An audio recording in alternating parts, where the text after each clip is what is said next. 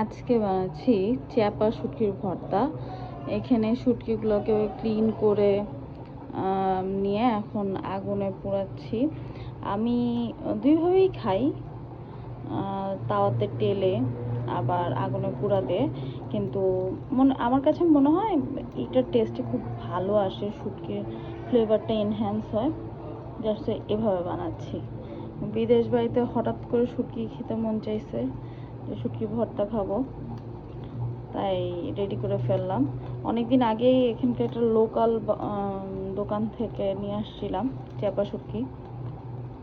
এখানে মানুষজন প্রচুর শুটকি খায়, তো আমাদের মতো খায় না, এরা তেলে ভেজে খায় আর কি। আমরা যেভাবে ভর্তা করে ভুনা করে খাই ঝাল ঝাল করে, সেটা আসলে ওরা বুঝে না।